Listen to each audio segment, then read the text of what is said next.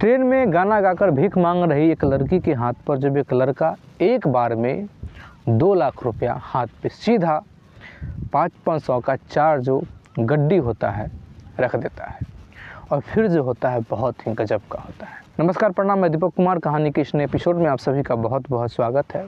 दोस्तों, बहुत ही अच्छी कहानी है, इसलिए कहानी को पूरा लास्ट तक ज़रूर से ज़रूर सुनिएगा और वीडियो को लाइक ज़रूर कर दीजिए, चैनल को सब्सक्राइब भी ज़रूर कर दीजिए। दोस्तों, यह कहानी है दिल्ली से पटना आ रही एक ट्रेन का।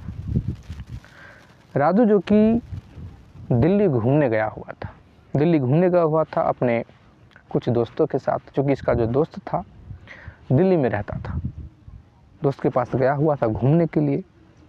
इसका घर बेसिकली विशेष रूप से वैशाली का रहने वाला था, लेकिन पटना में रहता था। इसके पूरे जो फैमिली है वो पटना में रहते थे।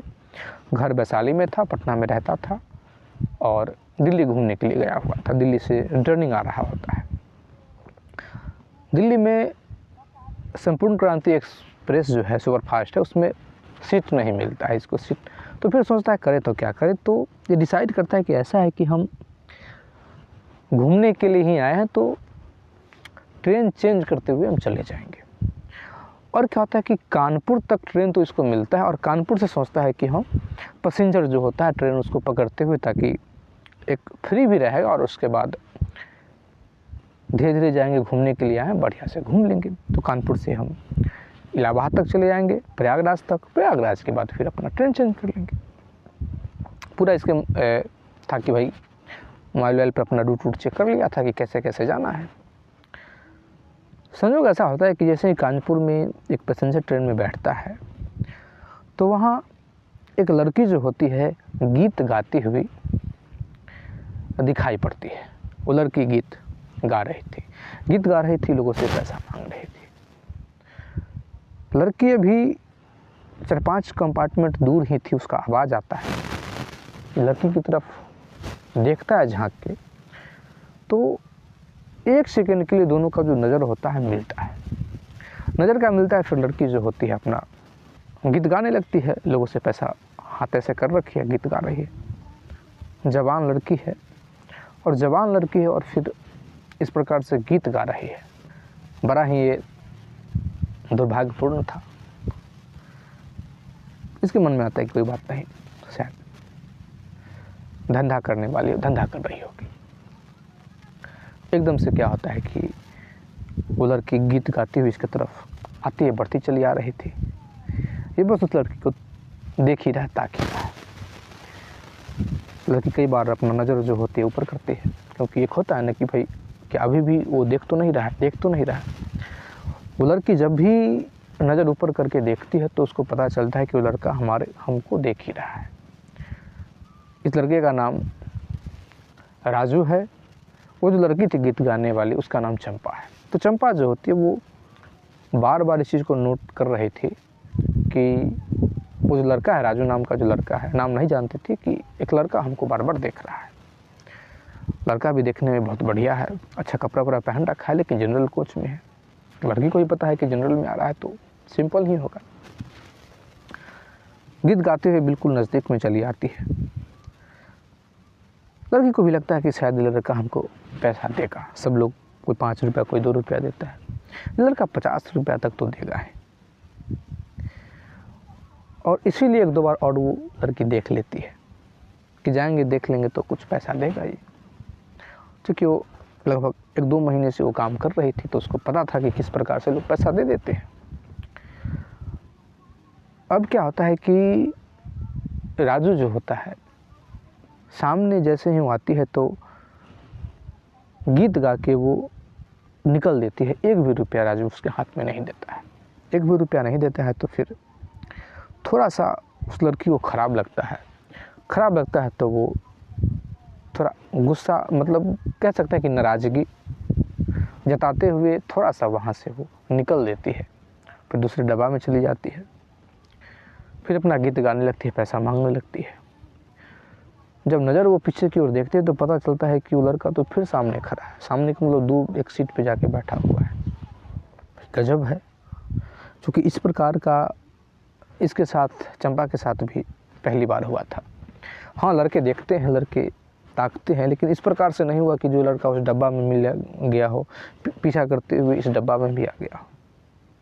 शक्ल से वो कोई लफार टाइप का लगता नहीं था, लोफर टाइप का लगता नहीं था, लगता था कि ठीक ठाक है, अच्छा खासा है, बस देख रहा है, कुछ कमेंट भी नहीं कर रहा है, कुछ इशारा भी नहीं कर रहा है, बस देख रहा है, जैसे कि गीत सुन रहा, उसको अच्छा लग रहा। तीसरा डब्बा में जाती है, तीसरा डब्बा में वही बात होता है, फिर से चूँकि सामने से वो क्रॉस कर जाती है। तीसरा डब्बा में वो नोट कर रही थी कि वो कब जाएगा, तो पता चला कि जैसे ही वो उधर घूमती है तो वो पीछे से वो क्रॉस ले लेता है। फिर चंपा को पता है कि फिर अगला डब्बा में फिर मेरा इंतज़ार करेगा, फिर जब हम गाना गाने जाएंगे। इस बार चंपा जाती है तो चंपा देखती है उसको सीट ही नहीं मिलता है, तो सामने खड़ा होके और इस और देख के बस देख रहा है, देख रहा है, देख रहा है। चंपा क्रॉस करती है, वहाँ भी क्रॉस कर जाती है। करते करते समय भी बीत रहा था, क्योंकि उसको सीधा क्रॉस नहीं करना था। गीत गाते हुए सभी से पैसा मांगते हुए निकलती थी। कोई 1 रुपया, 2 रुपया, 5 रुपया, मैक्सिमम कोई 10 रुपया देता था। वो लड़की जो होती है अब शायद ट्रेन से उतरने वाली थी। उसको पता हो जाता है कि लड़की अब ट्रेन से उतरने वाली है। ट्रेन से जैसे ही उतरने वाली है तो सब लोग जब पैसा उसको दे रहे थे, एकदम से राजू जो अपना पर्स खोलता है, पर्स में लगभग वही 11-12 हज़ार रुपये थे। एकदम से राजू जो होता है पैसा निकालता है और पैसा निकाल के इसके हाथों में दे देता है। अब जैसे ही 11 पूरा जब पैसा हाथ में आता है तो देख के आश्चर्य में पड़ जाती है, उसका हाथ कांपने लगता है चंपा का। चंपा पैसा को लेके और उतर तो जाती है, ट्रेन रुकता है। ट्रेन वहीं तक का था, क्योंकि ट्रेन जो था वो इलाहाबाद आ चुका था। काफ़ी बीच में लंबा सफ़र था। पूरा ट्रेन का जो डब्बा था उसमें ये बैठता हुआ, उठता हुआ, हर एक चीज़ को फॉलो करता हुआ आ रहा था।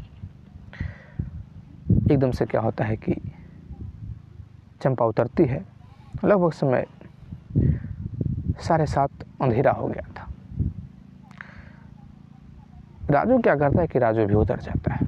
राजू उतर जाता है। उतरने के बाद देखता है कि लड़की आखिर जाती है तो कहाँ जाती है।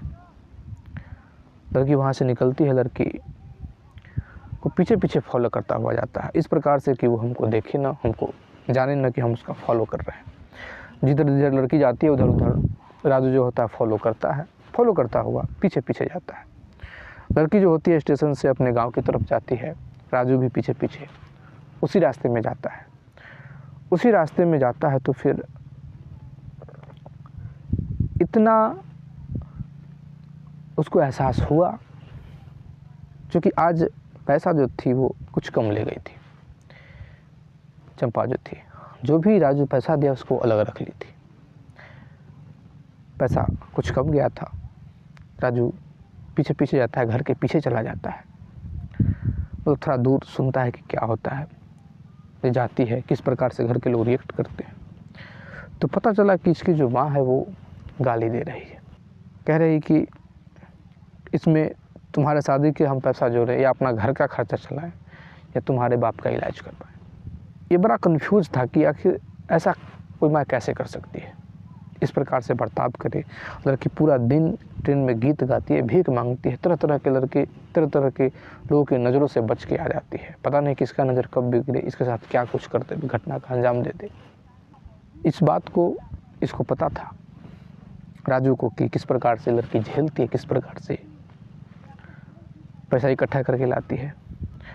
लेकिन इसको यह भी ताजुब था कि आखिर लड़की ने हम जो पैसा दिए वो क्यों नहीं दिखाई। कोई बात नहीं है। राजू क्या करता है कि वहाँ से लौट जाता है। लौटने के बाद एक होटल बुक करता है, होटल में रात में ठहर जाता है। प्रयागराज में स्टेशन के नज़दीक में होटल था, ठहर जाता है, खाना पीना खाता है। लड़की के विषय में अपना सोचने लगता है। सोचते सोचते जब कल होता है, कल होकर एकदम से राजू जो है पहले से ही उसी स्टेशन पे आके बैठा हुआ है, इंतज़ार कर रहा है। जैसे इंतज़ार कर रहा है तो देखता है कि लड़की फिर आ रही है। लड़की जैसे ही आती है तो लड़की इसको देख लेती है, ये भूजा खा रहा था। एकदम से वो लौटने लगती है तो पीछे पीछे जाता है और कहता है कि सुनो, हम तुम्हारे लिए यहाँ रुक गए। तो क्यों? लड़की अपना वो जो पैसा था वो छोड़ के नहीं आई थी, लेके आई थी। वो कहते कि आप अपना पैसा ले लो। क्यों हम पैसा ले लें? नहीं, आप अपना पैसा ले लो। एकदम से राजू कहता है कि हम तुमसे बात करना चाहते हैं। पता है हम तुम्हारे पीछे पीछे तुम्हारे घर तक गए थे, तुम्हारी माँ तुमको गाली दे रही थी, गंदी गंदी बातें कर रही थी। चूँकि राजू एक चीज़ सुना था, इसको बड़ा ख़राब लगा था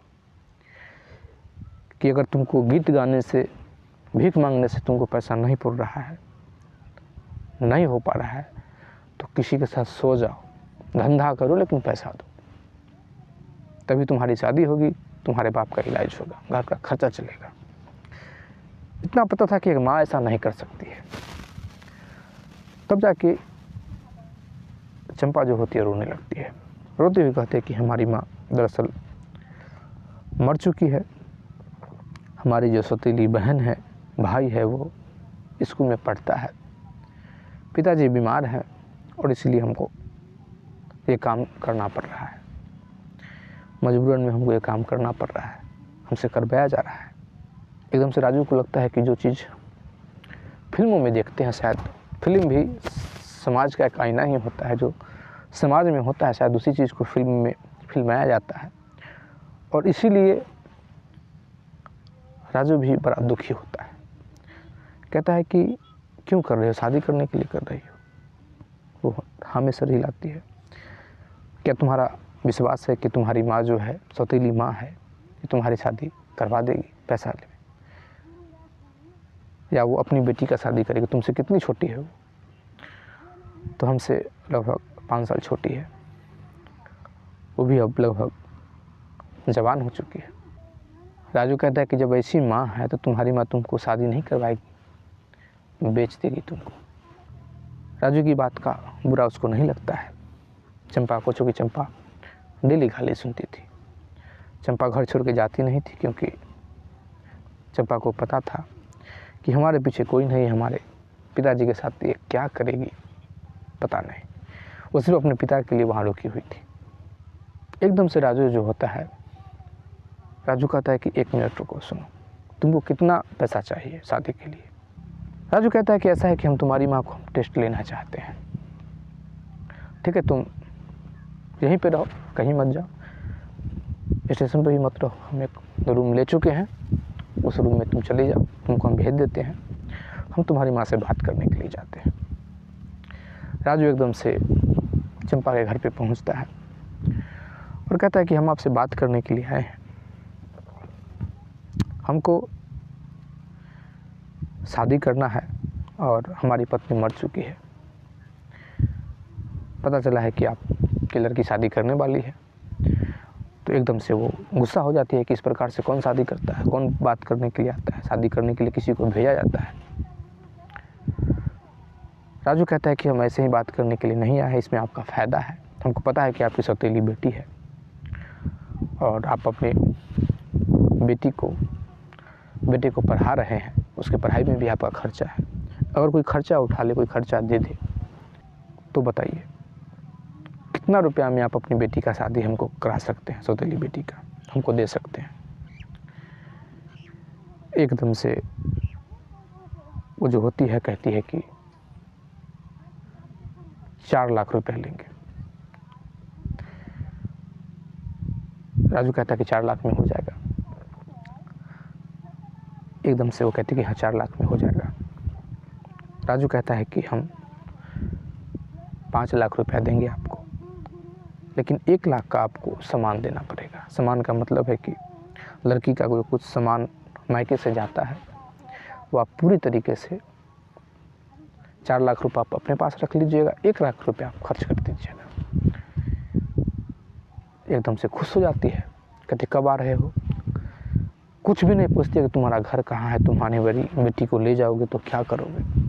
चूँकि राजू देख चुका था, राजू वहाँ से जाता है, कहता है कि हम जल्दी आ जाएंगे। राजू अपने दोस्त को कॉल करता है। चंपा जो होती है घर जाती है। चंपा को, चूँकि राजू जो होता है चंपा की माँ को कह देता है कि ऐसा है कि आज से आप अपनी बेटी को बाहर मत निकलने दीजिएगा, बस हम 4-5 दिन में आएंगे, शादी करके ले जाएंगे। और फिर क्योंकि अब जब बात फाइनल हो गया है तो, और एडवांस में 50,000 रुपया जो था ATM से निकाल लिया था। राजू जो होता है पैसा दे देता है, कहता है कि ये पैसा आप रख लो, एडवांस हम दे दिए हैं। पैसा जैसे ही 50,000 रुपया देखती है उसका तो आँख ही लग जाता है। वो इंतज़ार करने लगती है। आज बड़ा प्रेम भाव दिखा रही थी अपनी बेटी के ऊपर। चंपा तो सब कुछ समझ रही थी कि क्या होने वाला है, क्योंकि राजू चंपा से पूछ चुका था कि हमको तुमसे प्रेम हो गया, हम तुमसे शादी करना चाहते हैं, लेकिन हम चाहते हैं कि ऐसा शादी करें कि सब कुछ राज़ी हो जाए, तो क्यों ना उस प्रकार से अपनाया जाए जिस प्रकार से तुम्हारी माँ चाहती है। राजू जो होता है अपने घर से कुछ दोस्तों को फ़ोन करता है, अपने बड़ा भाई तब बड़ा भाई को कहता है। शुरू में बड़ा भाई विरोध करता है, लेकिन बड़ा भाई मान जाता है। पैसा लेके जाता है। 5 लाख रुपया जो होता है दिया जाता है। 50,000 दे चुका था, 4.5 लाख रुपया और देता है, और कहा जाता है कि 1 लाख का आपको सामान देना है। और वहाँ सब समाज के सामने में राजू और चंपा की शादी करा दी जाती है। चंपा जो होती है कि ससुराल आती है, लेकिन उसको डर था कि मेरे पिता के साथ पता नहीं वो क्या करेगी। चंपा की सौतेली माँ को पता था कि हमारा जो दामाद है पैसा वाला है, कहने का मतलब है कि जो जिस घर में गई है तो पैसे वाले घर में गई है। इसीलिए वो इस उम्मीद में थी कि आगे दिन भी से हम पैसा ठगते रहेंगे, ऐंठते रहेंगे किसी न किसी काम के बहाने से। लेकिन क्या होता है कि चंपा अगली बार जाती है और अपने पिता को अपने साथ लेके चली आती है और अपने ससुराल में बस जाती है। आराम से प्रेम के साथ अपने पिता को भी रखती है, रहने लगती है। पिता जब ये बात जानता है, पिता जब ये बात सुनता है, तो पिता राजू को प्रणाम कर रहा था कि आपका बहुत बहुत आभार हुआ, नहीं तो पता नहीं हमारी जो पत्नी थी हमारी बेटी को कहाँ बेच देती, किसके हाथे बेच देती। और उसने तो बेच ही दिया। ये तो आपने शादी किया, प्रेम किया, लेकिन उसने तो बेच ही दिया। उसकी नज़र में तो ये हमारी बेटी बिक ही चुकी है। दोस्तों, ये स्टोरी आपको कैसी लगी कमेंट करके ज़रूर बताइएगा। अगर आप इसी प्रकार का और भी स्टोरी सुनना चाहते हैं तो प्लीज़ हमारे चैनल को सब्सक्राइब कर दीजिए, लाइक कर दीजिए, कमेंट कर दीजिए, शेयर कर दीजिए। जय हिंद, जय भारत।